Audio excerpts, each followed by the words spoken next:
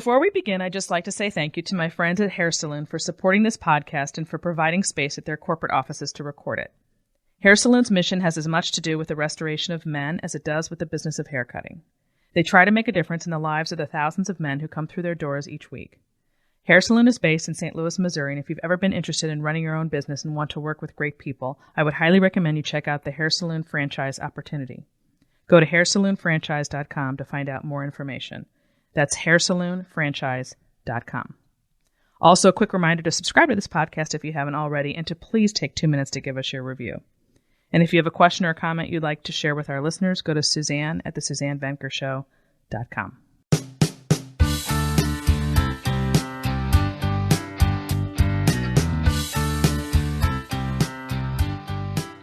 Welcome back to the Suzanne Venker Show. I have with me today Rollo Tomassi, who I think some of you, at least my male listeners, may know. He's the author of The Rational Male, which is billed as life-saving work for men in the sexual marketplace, and covers an array of topics we're going to talk about today, such as the Soulmate Myth, masculine and feminine dynamics, and hypergamy. Rollo is also the author of the Rational Male series of books, as well as the author of the Rational Male blog, which is now in its 9th year. He has a 1-year-old YouTube channel with 34,000 subscribers and has a podcast called, appropriately, The Rational Male Podcast. Rollo has been married to his wife for 23 years, and they have a 21-year-old daughter. He lives in Reno, Nevada, with anywhere between 2 to 5 greyhounds, depending on how many he's fostering at the time. Rollo's website is therationalmale.com. Good morning, Rollo. Good morning. Good morning. Thanks for having me on. Sure. Thanks for coming on. I'm excited to talk to you. My goodness, there's so much to say. I think this might be a long podcast. Although I usually go over. Well, I have to say, having seen some of your interviews, you guys really do long podcasts. Mm-hmm. I mean, up to 2.5 hours. We're not going to do that, but I have a feeling this one's going to be a little longer than normal because there's just so much to cover. First, I want to make sure I'm definitely pronouncing your name correctly because you told me I was. Sure. Rollo. How did you get that name? And is that your real name? Oh boy, no, that's not my real name. It's become my pen name. I way back in about 2000, 2001, I was part of an online forum called SoSuave. And on SoSuave back in those days, everybody had a handle. They had just sort of a nickname or a moniker that they would use because everybody, anonymity was a thing back then. It still is kind of today, I think. And just kind of stuck with me. I just sort of titled myself Rollo Tomassi. I think I had watched LA Confidential probably like the night before or something. And I thought that would make a really cool name because a lot of the work that I was doing at that time when I was writing and I eventually became a moderator at that forum, talking about what we were getting into and just sort of collecting notes and just having the debates and the talks we do. It was really I don't want to call it subversive, but it was something that was controversial, and I felt like I was getting away with a crime. So that's why I said, very interesting. How long ago was that? The forum it began actually in about year 2000, I think, but then there was a different iteration of it that is the one that you would see right now. It's just soswap.net is the forum, and it used to be an old seduction community forum, and that's why it was called SoSuave. There was a few of them in the very early 2000s. SoSuave was one. There was alt-fast seduction. That was where guys like Mystery and the early pickup artists used to come in and sort of compare notes and back then, it was a group of guys from all over the world who were just, they didn't realize they were doing it at the time, but they were getting together just sort of compare notes and say, well, in my country or in my neck of the woods, wherever I'm at, this is how I'm experiencing women, or this is like, here's my life story, like I got divorced, or I'm a young guy, I'm looking how do I get laid, those kinds of things. And so it was just really kind of an aggregate of men's experiences with the express purpose in the early days of getting laid. Since then, it's become something a little bit more, what we call the red pill or what we call the manosphere right now. Okay, and I'm glad you brought that up. In terms of the manosphere, we need to really, my audience is very different from yours, so I want to explain to them exactly what that is and specifically how you're different from what some of them will know as MRAs or men's rights activists and MGTOW movement, which is men going their own way, which I just up front, I have some of those folks on my Facebook author page. I let them know I support them in theory, but I do feel like that group is basically like feminists on the other side and just not really liking women at all. And they've checked out. And while I respect their choice to do that, it's not helpful for what I'm doing to be trashing women. So I don't like that. Just full disclosure there. So I clearly I totally agree with you on probably about 90% of that. So. Yeah. So tell me how you're different and where is the group of you guys that's not that group, but still in the manosphere? So I think that the term the manosphere is just something that kind of came out right around 2013, 2014. And it was just in this community. I actually usually didn't, prior to like 2014, I just called it the community or the red pill community. We didn't even call it the manosphere. But the manosphere is sort of this loose affiliation of different groups. There's it's really kind of factionalized right now. So you've got guys who are men going their own way, which is sort of coming into its own recently.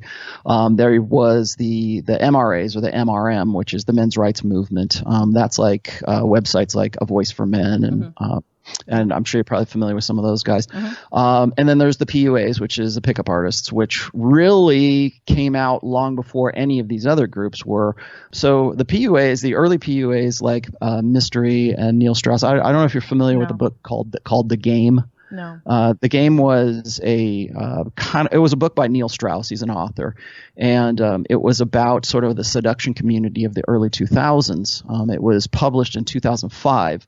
And so the PUA kind of, I don't say a movement, but the PUA community, or they also called the seduction community, came out right around 2001 to about 2006 or 2007.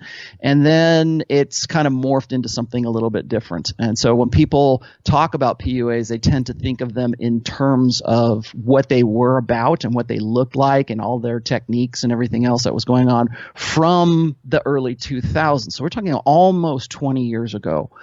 And so from that point, I'll just give you a really quick breakdown of how I got interested in all this because it clarifies a lot of this too.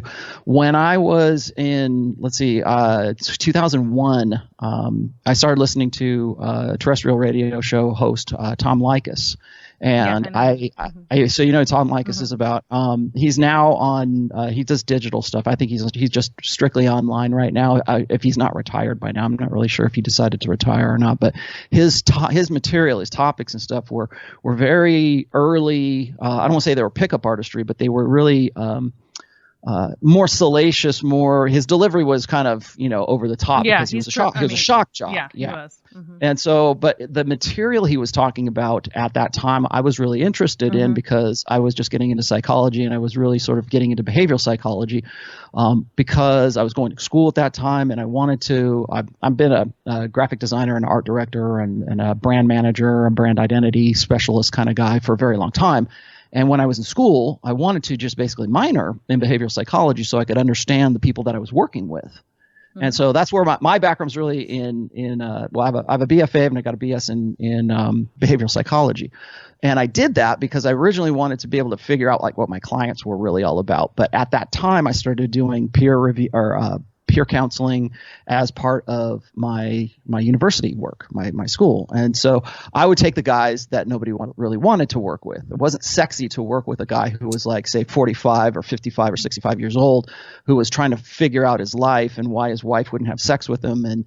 I would get these guys. And I was actually kind of more interested in these guys because I was getting into the seduction community at that time, but not because I was a PUA. I was married at that time.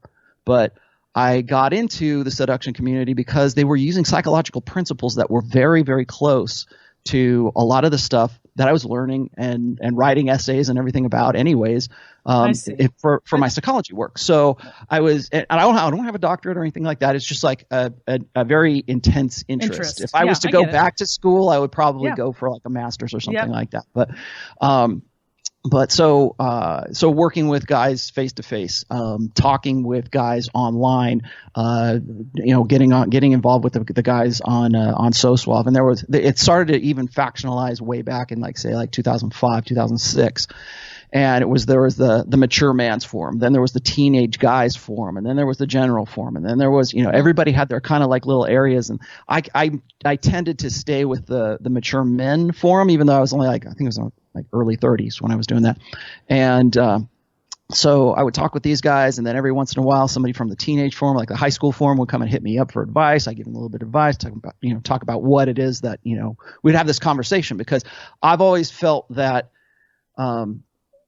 when it comes to giving guys relationship advice or dating advice or sexual advice or whatever it is, one of the reasons why we see these forums today that have been around like for close to 20 years is because these guys they're hungry for this information. They want to be able to say, to aggregate all this stuff and have this collective of community. That community is what ended up becoming the later on became the manosphere, or what we call the manosphere right now. Although the manosphere right now is anybody's game. And I think that's the problem with that. The manosphere has a PR problem right now, and it is that the worst of the worst are the ones that everybody is sort of like associating the manosphere with, as opposed to like say red pill, PUA, MGTOW, MRAs, those kind of stuff, and really understanding what those groups, why they factionalized into those groups. So I don't align myself with PUA. I don't align myself. I'm definitely not PUA. I'm not an MRA. I have reasons for all of for not aligning with any of these guys. I think MGTOWs get a lot right, but I think that what they get wrong is in their prescriptions. I agree. If I was to align myself with anything, I always say that I am red pill. And red pill was a terminology that we came up with back in the seduction communities way back in like 2004, 2005. And I can show you the actual posts on those forums where we were using that term back then. And we did that because there was so many guys who would come to those forums and they would learn from other guys, and they go, man, I feel like Neo in the Matrix, right? And so we started calling it that. We started calling it like, once you understand intersexual dynamics, once you understand like things like hypergamy, and you understand like we'll talk about this later about the soulmate myth and all these other things, you kind of wake up to this bill of goods, or what we call the old social contract that you believed was true for a very long time.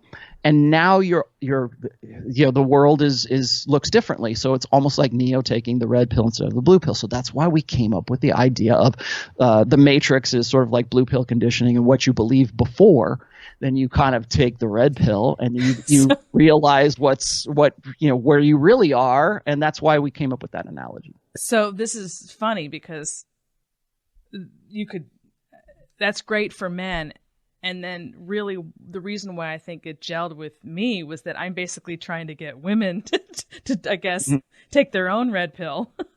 There is definitely a blue pill for women. Yeah, yes. I mean, we never talk about that. I certainly don't discuss in that way. And I don't think I've ever heard about it put in that way. But it's basically the same thing when I'm blowing the lid off of the feminist mindset that they've been conditioned to have, and I have to essentially help them extract it out of their brain, right? If they want to be successful in life and in love, because you've been tutored with all the wrong messages from the culture, and the only way to do that, the only way to get out of that is to face the truth. So while we don't use the word red and blue pill, in fact, I can jump down to something I was going to ask you right here, because you just mentioned it. You talk basically about denial. That's what denial is. And you said the first step to really unplugging from our preconditioning is recognizing that this has led to the beliefs we think are integral to our personalities.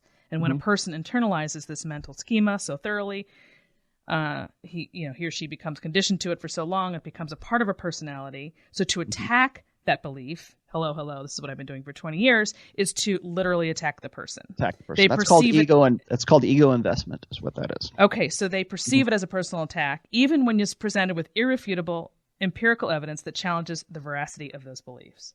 So that paragraph stuck out to me when I read it, because that's basically what I've been doing for years and taking flack as a result. And so I'm sort of the face of being willing to take the heat on behalf of women, because it doesn't bother me to fight feminists, but it does bother me tremendously that they've had so much influence over everyday women, and I don't want them to be unhappy, and they don't need to be unhappy.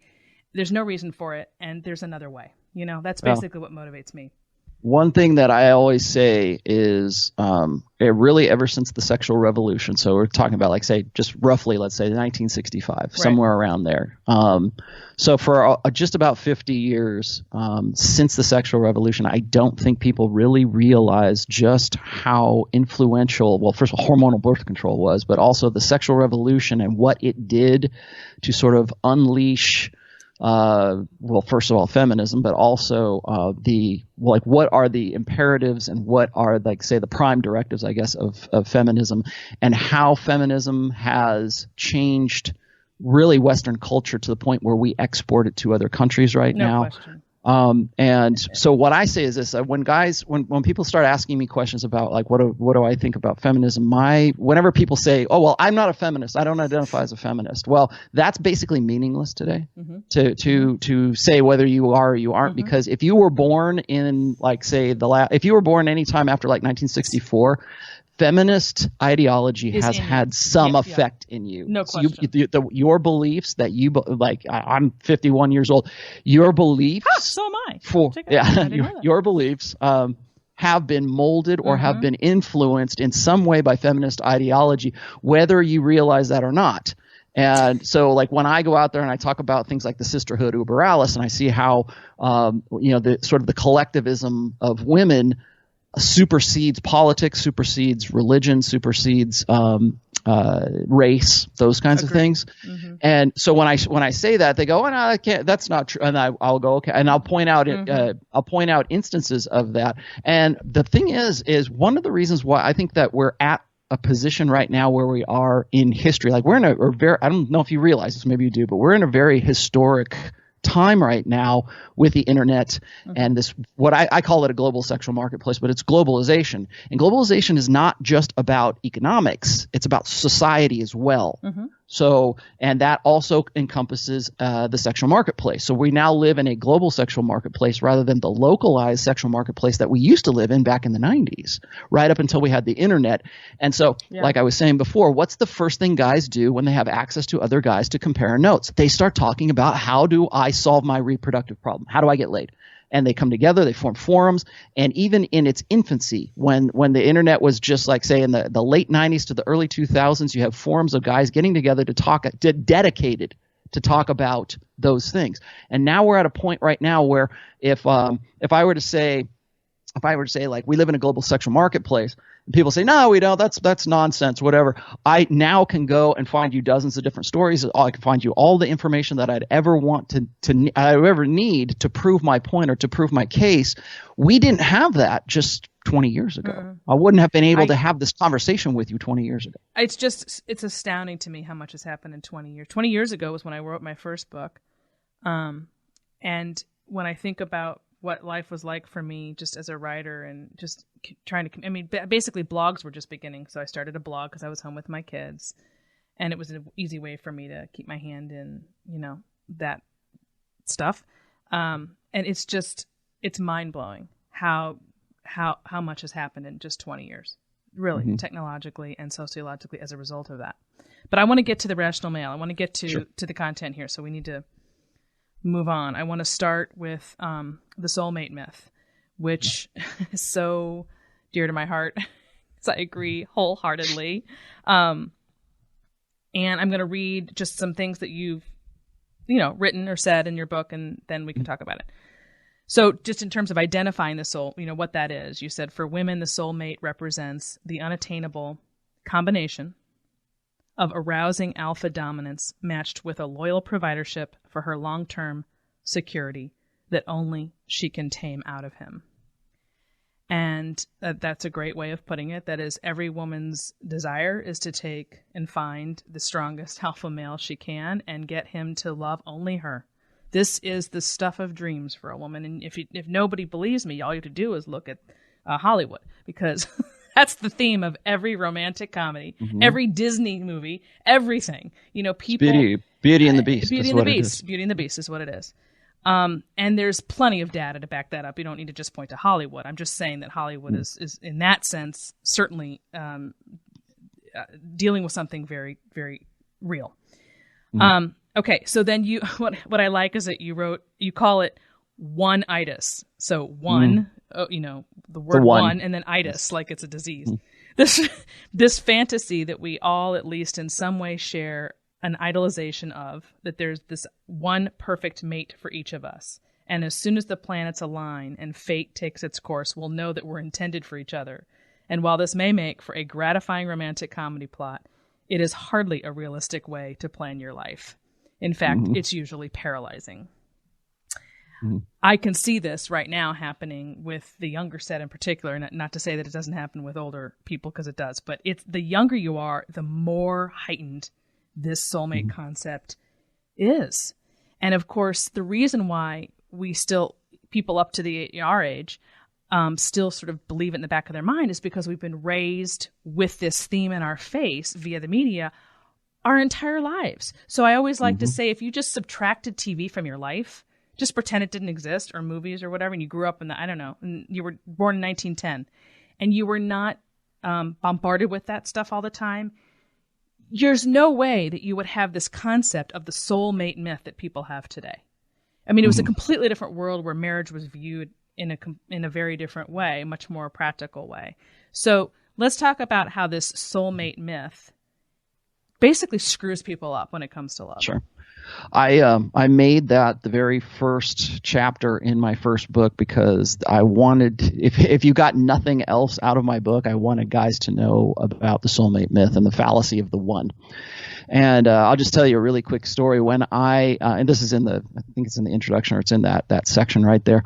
When I was in university, I remember being in some of these, I think they were personality studies or something, where like there was a lot of very rational minded people there, like a lot of atheists, a lot of people who were just very scientifically minded. Because remember, this is like behavioral psychology. This isn't like touchy feely, humanist stuff, right? Okay.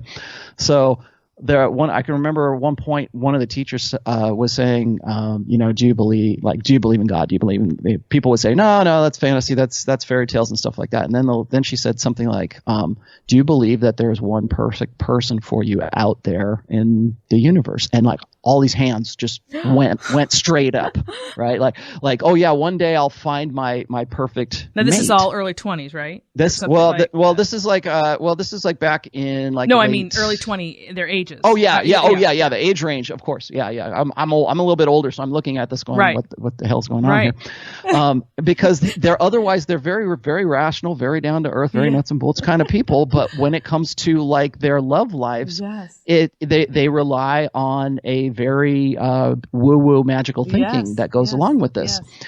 And so I thought that was fascinating. I'm like, how is it that you can't believe in this, but you can't? But you go and of course, if you mix religion into that, like a lot of mainstream religions right now, which I really feel have been, I'm writing a book. My fourth book is going to be about the red pill and religion. And in that book, I analyze how the soulmate myth has become sort of part and parcel of a lot of what our modern mainstream faiths are about, really as a result of the feminization of those religions. But so I'm watching this and I'm thinking, gosh, it must be, if it is that overriding a belief for these guys, how important must this be for them to believe this? And the reason for that is because it solves a reproductive problem. So if there's two reasons. I have a question real quick before you go on. So so you're saying that you think that it affects men as much as women? Oh, absolutely. Okay. I think right today, I think it affects, when I was watching this and even to now, I would say for the last 25, maybe 30 years, it has almost affected men more than it has for women. It started out that way. There's a lot of mythology that we used to only apply to women that now applies to men because we've feminized men so thoroughly since the sexual revolution. Yeah. So men believe this, and it really kind of fits in with a lot of men's beta males mating strategy, which is to I don't know if you're familiar with a concept that's called strategic pluralism theory, but what that is that lower SMV, lower sexual market value men tend to put all of their reproductive eggs in one basket, meaning that because they don't have an opportunity to have sex with many women, which they would like to, because men's natural innate reproductive strategy is unlimited access to unlimited sexuality. And if you're a dominant alpha male, you can realize that. But 85% of men, certainly today, are beta males. They're beta men with a beta mindset. They realize that they don't have the same opportunities, and so therefore their mating strategy has to adapt if they are going to solve their reproductive problem. Well, as a result of that, what happens is these guys tend to focus all of their reproductive efforts on one woman at a time.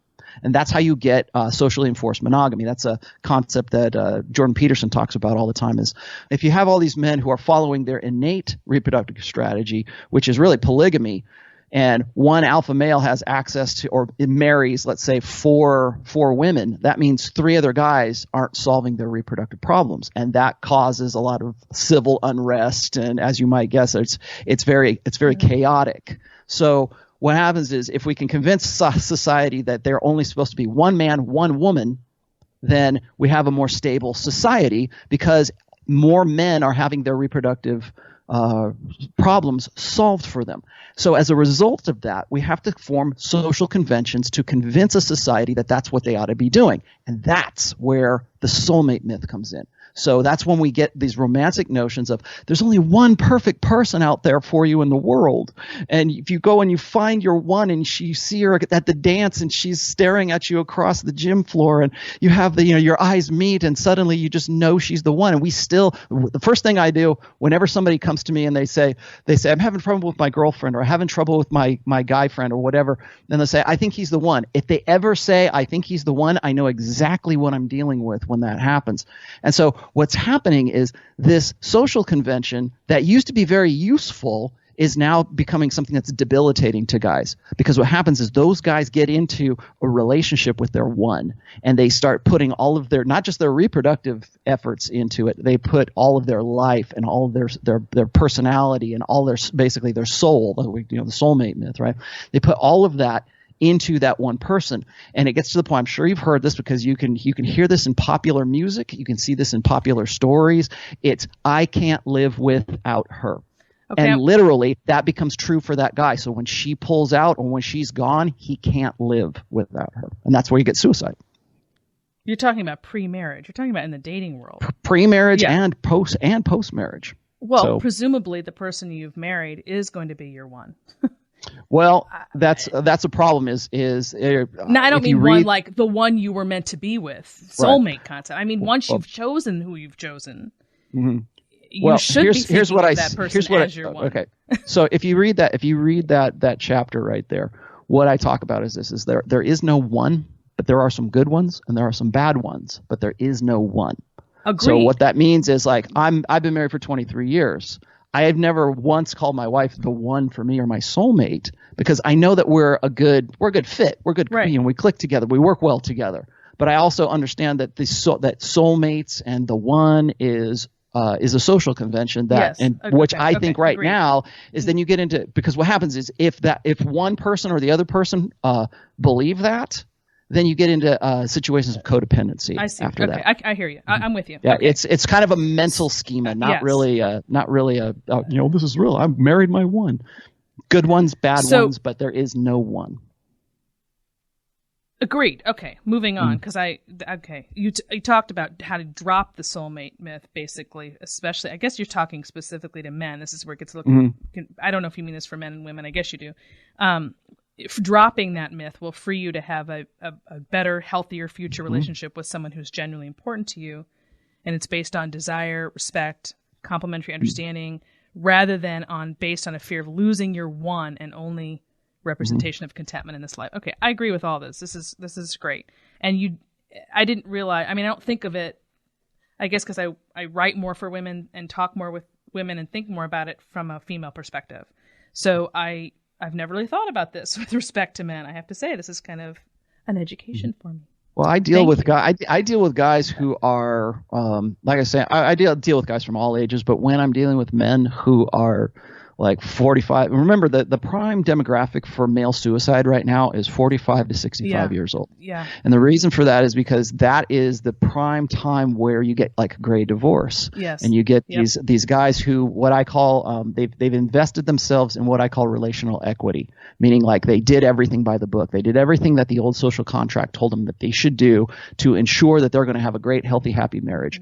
And, treat her right, date night, all this, all of this stuff that we, Oprah and Dr. Phil tell you to do. And, I did homework with the kids and I'm a great father and everything else. And then they find themselves divorced at 50 years old and suicidal because they thought that relational equity was going to be insurance against her leaving him for someone else. Yes. And that's actually, I'm going to jump down then to the alpha beta thing, which I want to talk about. And you mentioned that before, and what you just said kind of reminded me of that, because I wrote a book a few years ago called The Alpha Female's Guide to Men in Marriage. And that book was all about alpha women, strong, independent, powerful, I can do, take charge kind of personalities, and how on earth are they going to be married? And how to, basically the gist of the message of the book is, look, as a woman today, especially in the modern world, the argument wasn't that there's anything wrong with your personality, except that it doesn't have any place in your relationship with a man. So go out and do whatever you need to do from 9 to 5, but you need to turn it off at night and on the weekends, because the skills and tools and whatever else you need to build a healthy relationship are completely different from what you need to build, for example, a career. So that's the message of that book, and it has specific advice for how to have a successful relationship when your personality is on the stronger side. That's basically the gist of it. So I bring that up only to say that I talk about alpha and beta a great deal in that book, especially considering it's in the title, the word alpha. So let's talk about the difference between those two. Sure. And maybe apply it back to what you were just saying about what happens with marriages down the road, because I have a theory about that, and I do relationship coaching, and I deal with this exact dynamic. Like almost 100% of my relationship coaching clients are dealing with this exact personality / male-female dynamic, and trying to help them get that balance right so that they are getting what they need and it doesn't blow up later, like you were basically describing about great divorce or whatever. Okay. All right. You said, I tend to think of alpha and beta as subconscious states or attitudes that manifest themselves in our thoughts, beliefs, and actions. And this is important to understand, there are noble alphas and there are scoundrel alphas. The difference is in how they apply themselves, which is really important distinction. So go ahead and expound upon that. Yeah. Okay, so when I use the terms, there's a few terms in the red pill communities that really grate people who are outside of the communities really badly, and one of those is hypergamy. The others are when you use terms like alpha and beta, because what happens is when people hear me use the term probably right now using the term alpha and beta, they tend to think of them in terms of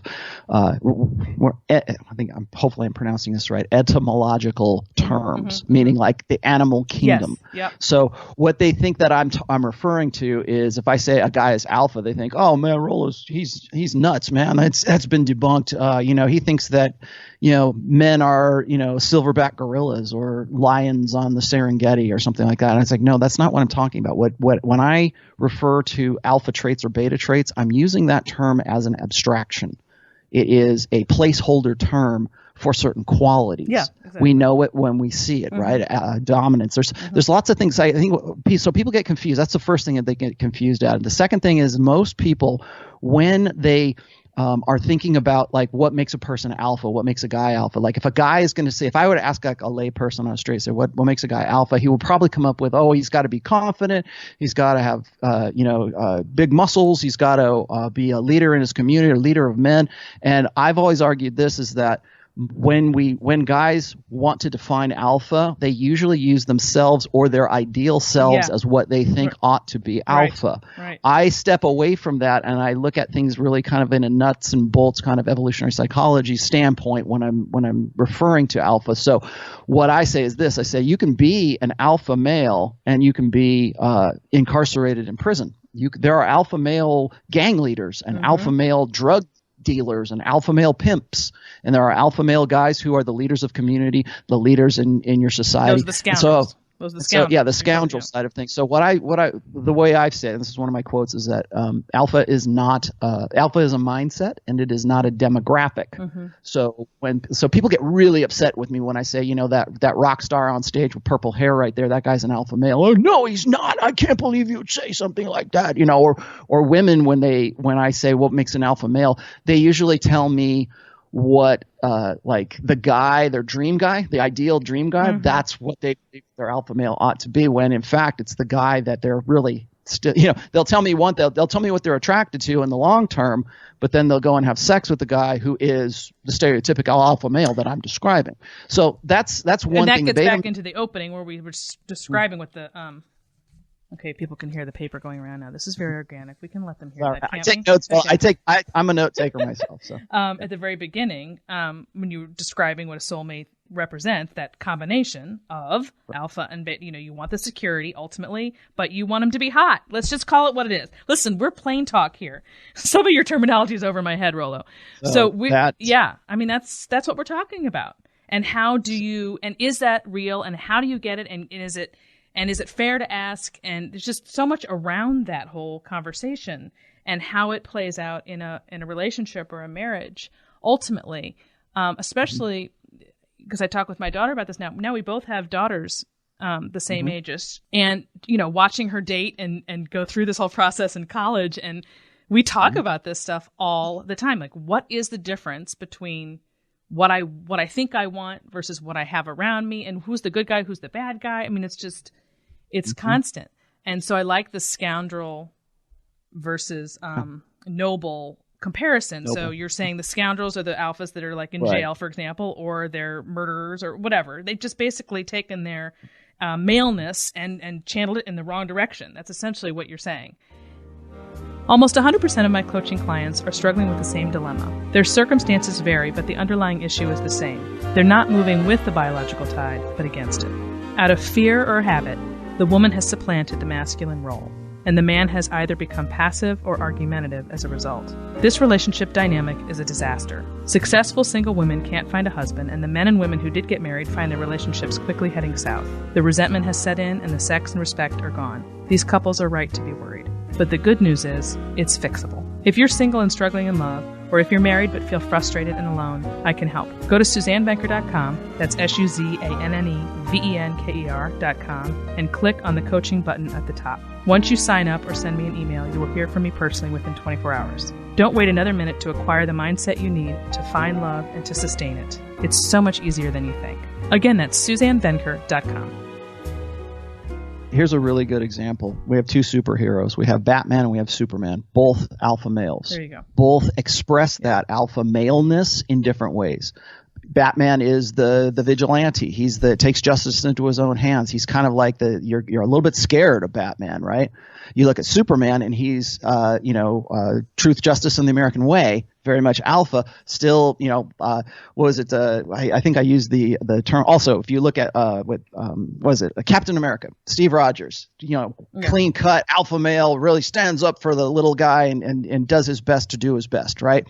And then you've got Tony Stark, Iron Man, who is sort of the happy-go-lucky kind of bad boy kind of alpha male as well. Those are both alpha males, but expressing that in different contexts. That's what I'm talking about. That's important because because people, and I dissected this a lot in the book. It's like basically you have alpha traits and beta traits, and most people have some of both.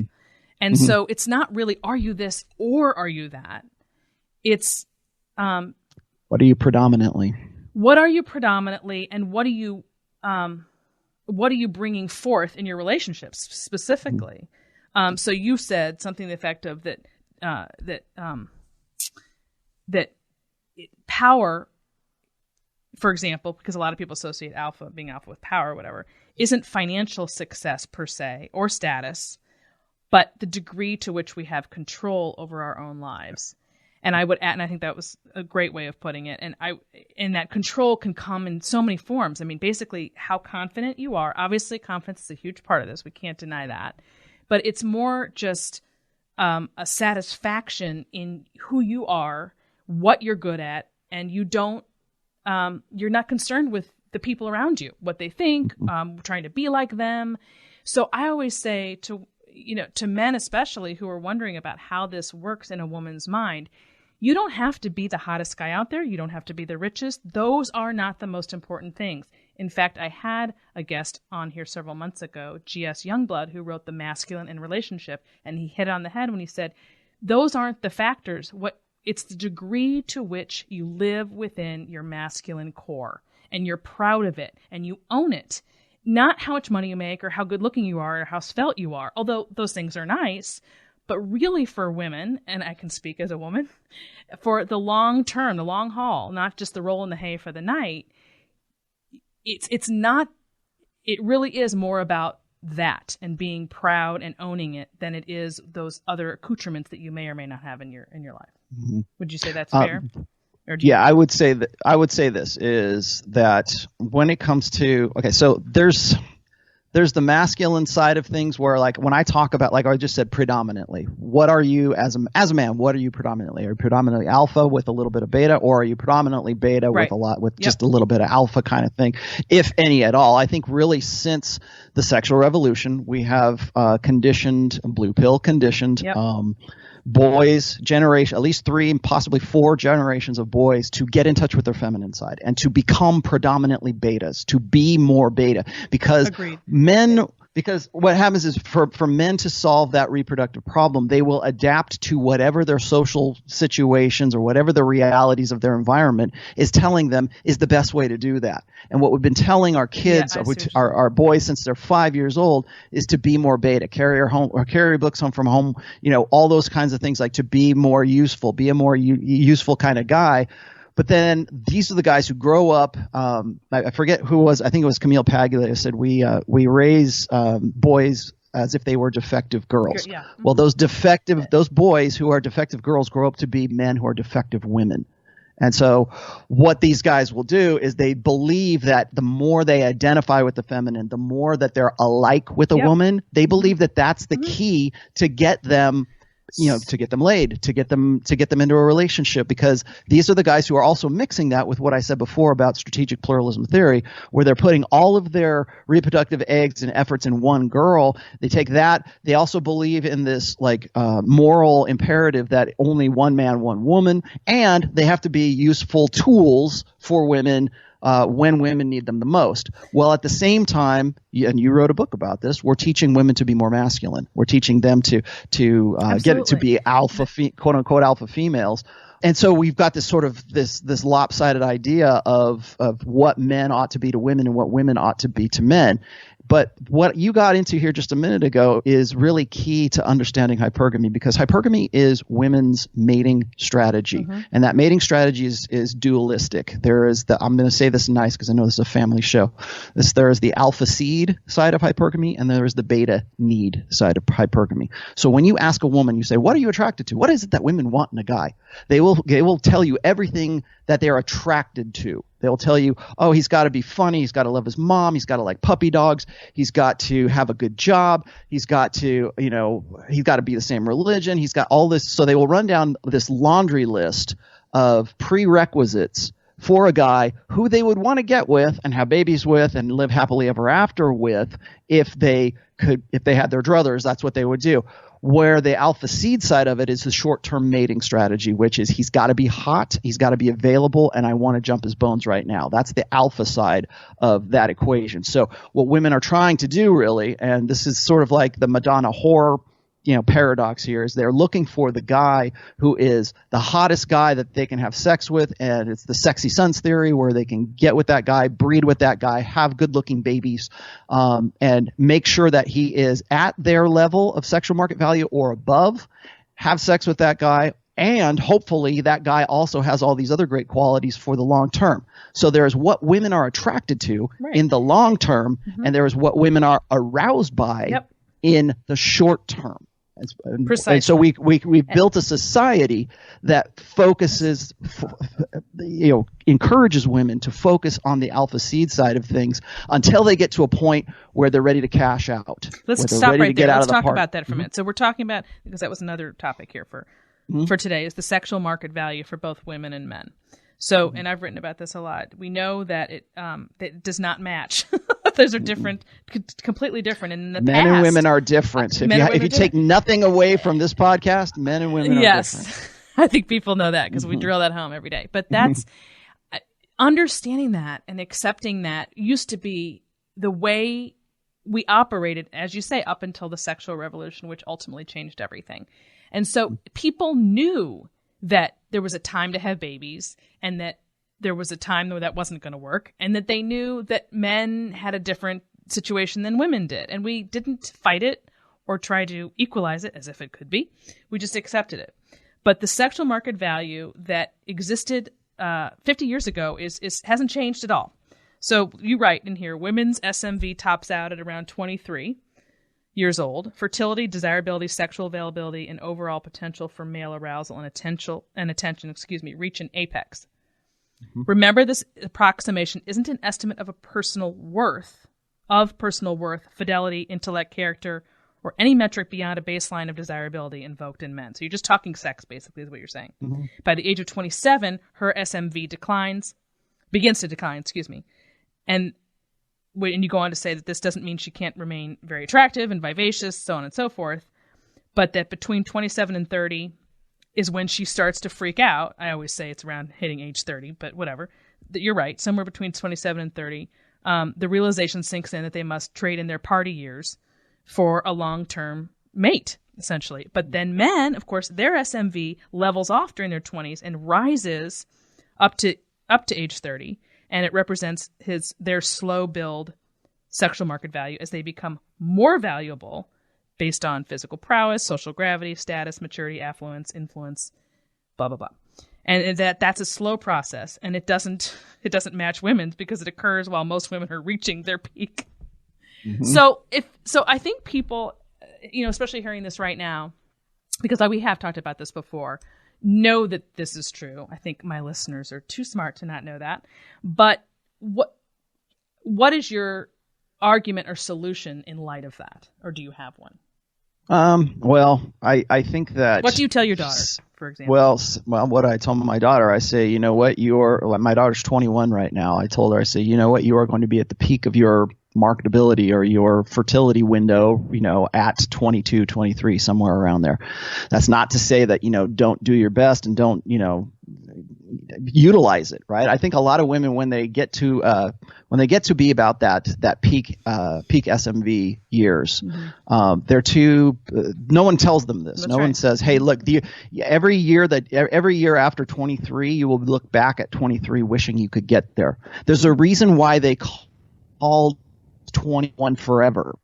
Because it's not 41 forever. It's 21 forever. Good. Why?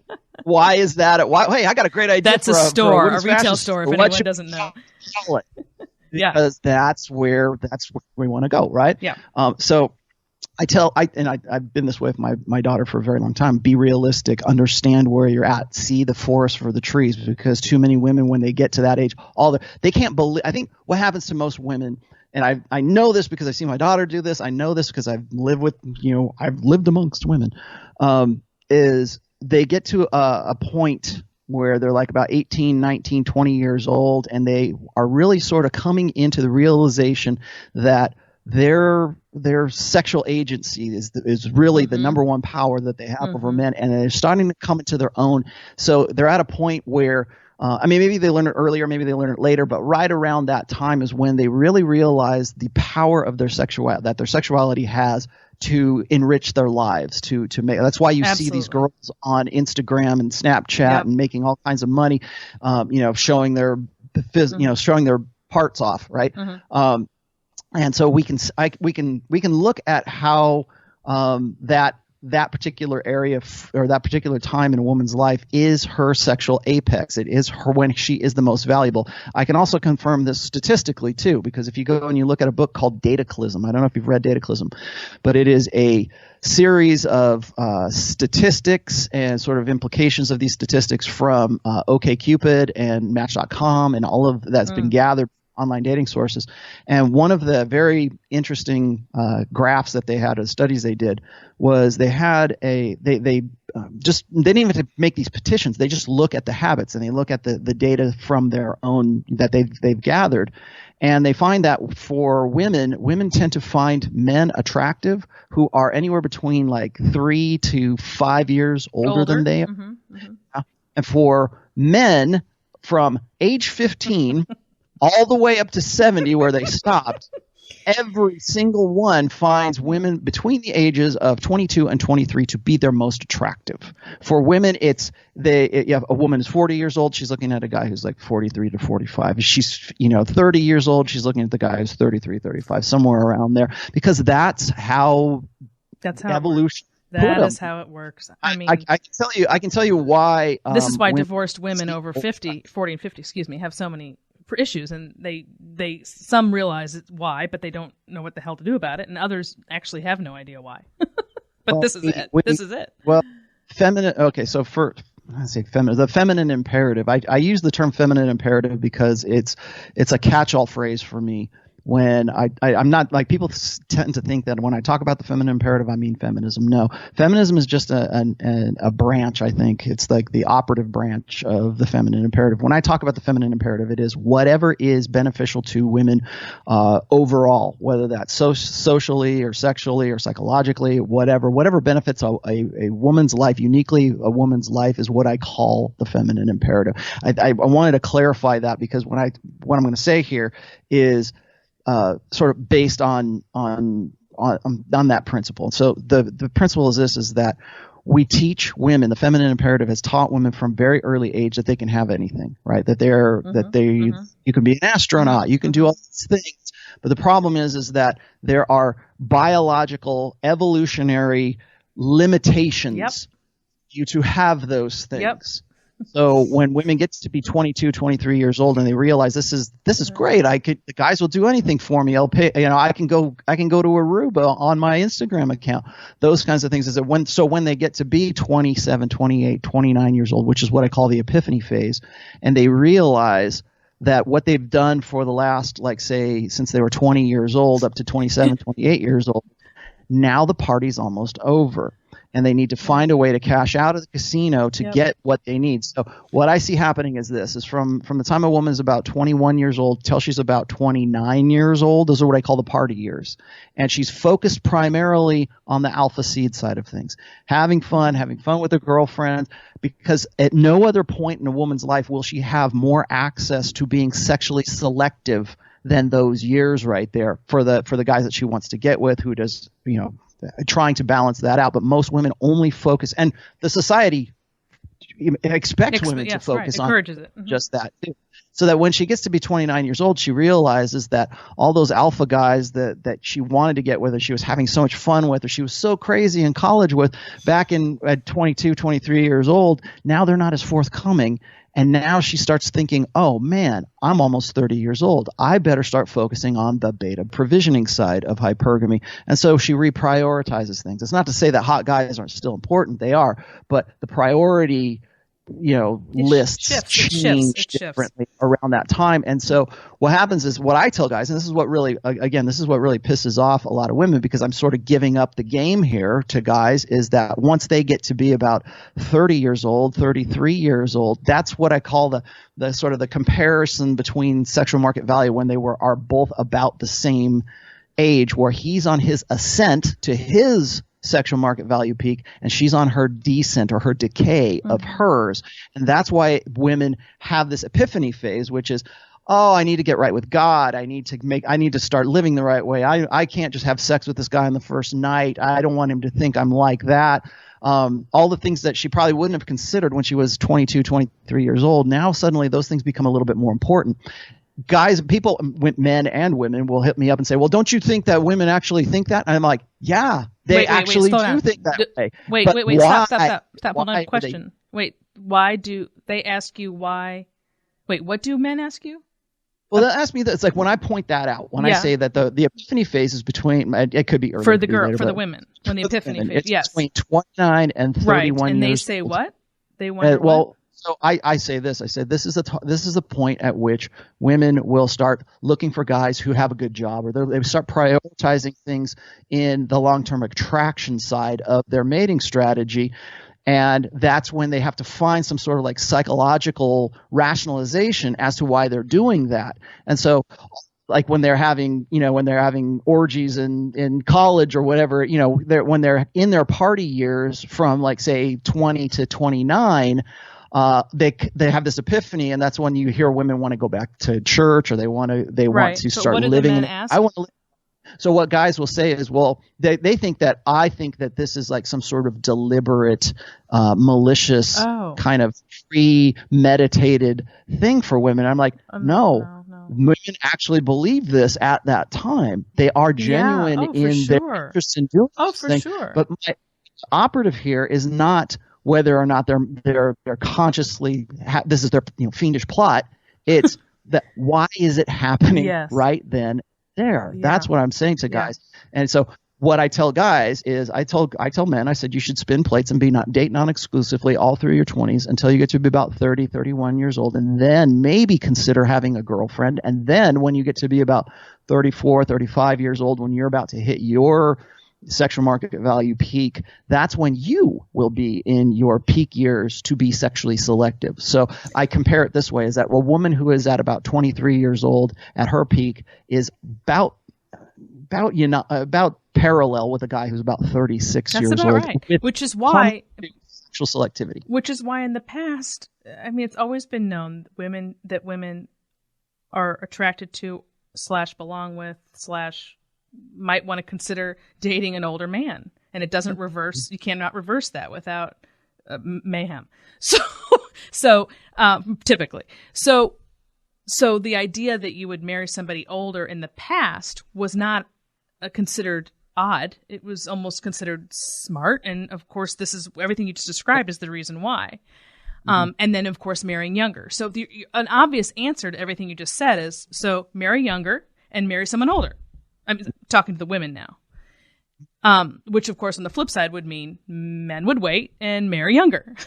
But, of course, saying any of that is taboo because we're supposed to be the same and we're supposed to have identical parallel lives all the way up until 35. And then all of a sudden you're magically going to, get married and have a family, which is a joke because that doesn't work that way because of everything we're describing.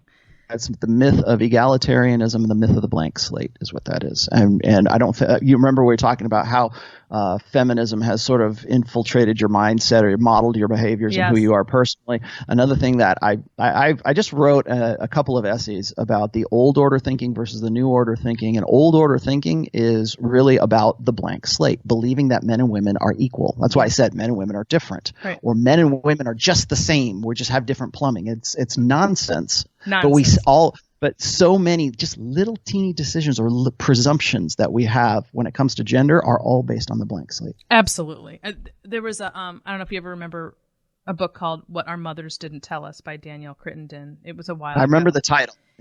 And the opening quote that she used was something to this effect. I'm paraphrasing. I have to remember now. She was describing that even women who didn't call themselves feminists, as we talked about before, are feminists because it had, quote, dripped into their veins like intravenous salute. I'm not saying this right. Some a good condition for it. Absolutely, but it was the way it was said. I didn't do that well at all. But anyway, it got into them whether they wanted it to or not. It's bottom line. And there's just simply no question the vast majority of women, whether they're Christian, whether they're conservative, whether they're younger, whether they're older, and if you're under 60 years old in any way, if you're at all under 60, it's probably in you. The only reason it wouldn't be is if there was some, like in my case it wasn't, but I'm a very unusual case of having gotten a very different message early on. And there are other people like me, but we're not the norm at all, which is why I do what I do and stand out because I'm not the norm. But yeah, so the whole, which goes back to really what I'm fighting all along, which is this idea of what you're calling the blank slate is I guess the same as the idea that men and women are the same. So equal means sameness or interchangeability. And that obviously is ridiculous, which is basically what this whole podcast is about. People lose their minds when I say that I don't believe in equality. Yeah, me too. And I'm like, well, hear me out here. It's not that I don't think you should have access, equality of opportunity, opportunity or that equal you're not justice. I certainly valuable. believe in equal justice, but when people say, well, gender parity or gender equality. Really, that's just sort of a catch term that I think feminism has used for a very long time to sort of sell it, because you can't sell Marxism or communism. You got to call it feminism, and people will pick up on Absolutely. it. But so when we say, well, we're all going to be equal, or we're all going to be, what that means is that we're all starting from a point of equality. We're all starting from some equal position. We're all on the same level kind of thing. And the fact of the matter is that we have evolved differences between men and women that are provable differences that we know now in this century with the technology that we have to understand it right now.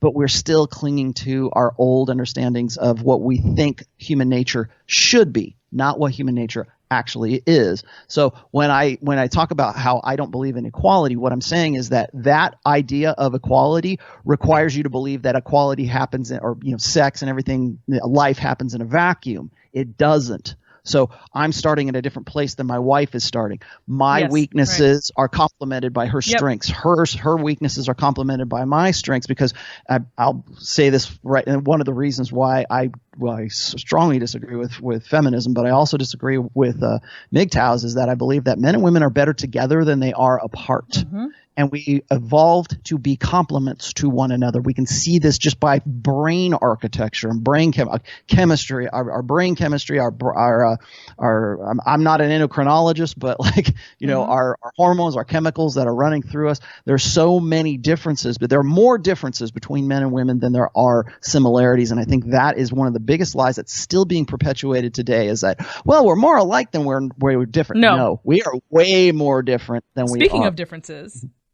Let's, because we only have a little bit more time, let's talk about sex, shall we? Okay, because you had a great section in there that I thought was, I love it because my husband and I talk about this a lot, the differences between men and women and their sexuality.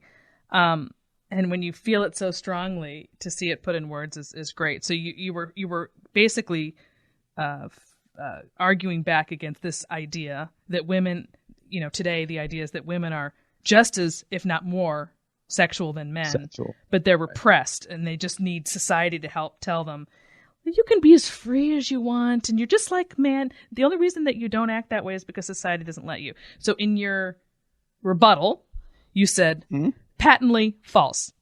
A healthy male... Provably. True. A healthy male produces between 12 to 17 times the amount of testosterone a woman does. It is a biological impossibility for a woman to want sex as much as or as often as men. Trust me, when a woman says, I don't understand why sex is so important to guys, she's speaking the literal truth. Even at the peak of her ovulatory cycle, when she's at her horniest, she will never experience what men do 24 hours a day. Mm-hmm. So that hit home because, well, I won't get too personal, but anyway, my husband and I have talked about that a great deal. And I don't know. I don't know anyone in the real world who doesn't get this. Nobody in my world doesn't get it. But there's simply no question that part of that conditioning is this idea that the only reason women are not free to be as sexual as men are is because society has held them down. That's one of the most significant feminist myths that they espouse, and of course, it's unleashed a torrent of disasters, especially on college campuses, but just young people in general, anywhere, or even pre-marriage life at all is just a complete and utter nightmare based on that lie. Mm-hmm. The other side of that is, and if you kept reading in that, I gave an example of I had a friend of mine who was a female bodybuilder who just decided she wanted to do steroids, And at one point she said to me, she says, I can't believe how horny I am on the, on these steroids, because it's synthetic testosterone, right?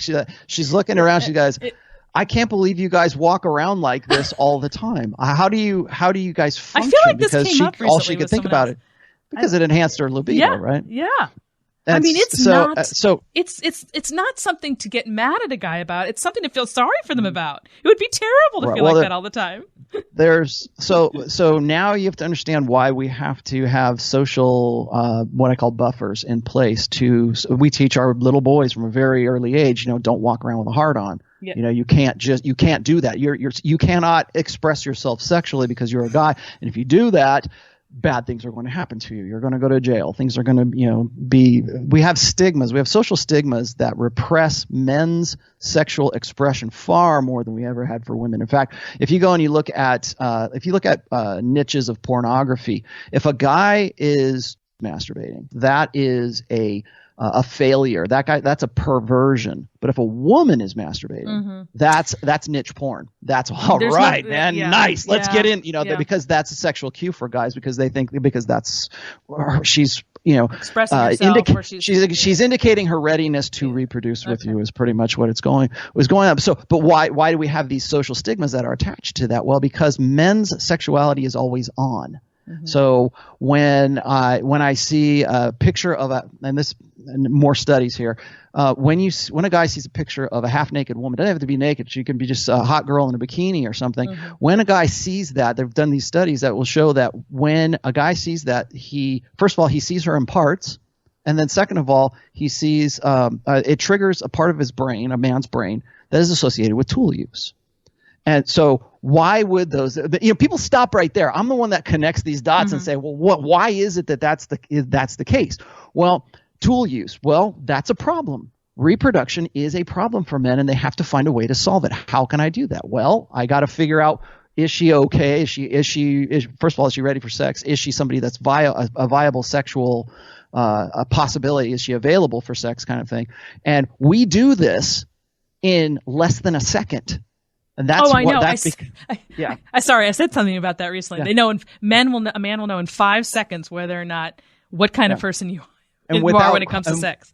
And it's so reproduction for men is so important that it has been moved to our peripheral awareness, so that when we see it, when we encounter a new woman, we within half a second of seeing that woman, we say, okay, she's reproductively viable or she's not. And women, I can't believe you would objectify women. That's what men do. We evolved to objectify women because we're trying to solve a reproductive problem. How we express that might be polite and whatever, but sorry, ladies, we're going to objectify you because that is our biological imperative to do. Okay, let me ask you a question. So this is where I would get a little. It sounds like what you're saying is, correct me if I'm wrong, throughout this hour, is that when it comes to sex, men have basically been socialized to repress it, I guess, or to buffer it. Okay, buffer it. And so when men do that causes problems, obviously, for them. I think that's what you're saying. So what is are you saying there's any difference between an unmarried man during those early years with respect to what we're talking about and a married one? With respect to what we're talking about. You mean as far as... Do you think they have, they're not letting out their need and desire or whatever imperatives for sexuality with their wives as much as single men? I don't know if I'm saying this right.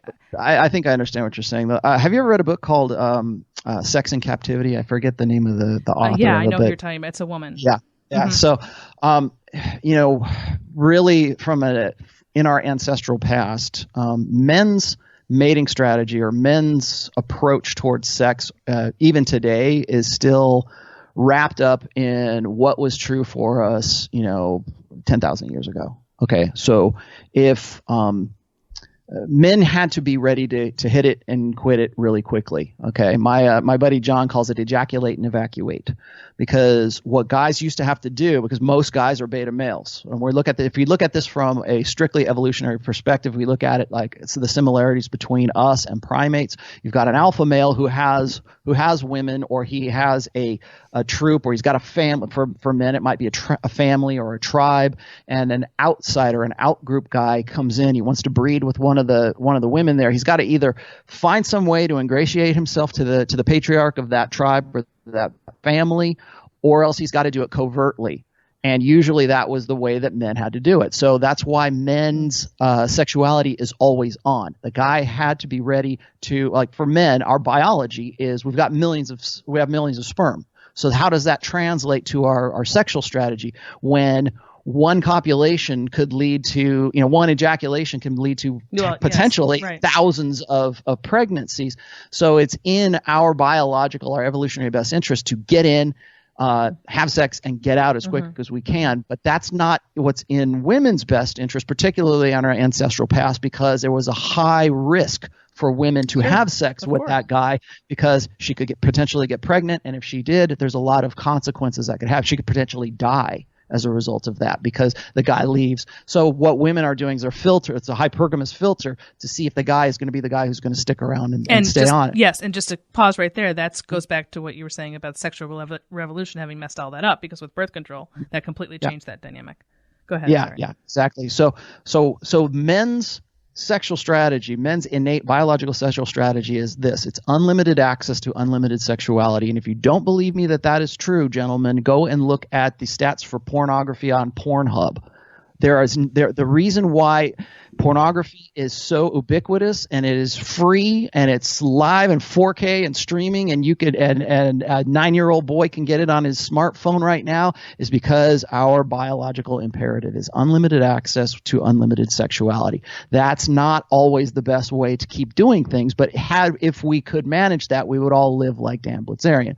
For women, on the other hand, women have reproductive costs that men don't have. So if a woman gets pregnant, she's got nine months gestation, and hopefully she can raise that kid to somewhat self-sufficiency in 5 years. So that's 5 years of her life for the kid to actually be, stand on its feet and run away from danger, kind of thing. So what happens in that sense is women's sexuality has to become cyclic. So when I talk about like testosterone for guys, women will challenge me on that and they'll say, well, it's not just about testosterone that makes women horny. I'm like, okay, fine, but women's sexuality is cyclic. And if you look at things like ovulatory shift, if you look at how it takes longer for a woman to get aroused than it does for a man, those kind of things, you can see that so when people ask me, the reason I wrote that whole chapter in there was because I got so many guys who bought into this. Because we've been telling women this for a long time. We're also telling men this, that, well, women are much more sexual than men are, or they would be, they're just as sexual as men are. And it's like, no, they're not. And it's biologically impossible for a woman to be as sexual as a man, because we have different biologies and we have different evolutionary imperatives that affect our mating strategies. And so I will say this, though, women are far more sexual than most men would think, or they would allow themselves to believe. We can see that in evidence now on Instagram and everything, where women are making money off of basically softcore porn on themselves right now. And as this new order technology becomes more widespread, we can sort of see the truth about what women's sexuality and what their imperatives and what their strategies really are about. Are women more sexual than most men realize? Yes. But are they as sexual as men? No, not even close. Not even close. Such a taboo thing to say, and yet so obvious. Hate it when I bring that up, too. They absolutely hate it, because I'm giving up the game. It's interesting to hear you talk about all these topics that overlap with my topics, but I'm so honed in on the women and you're so honed in on the men.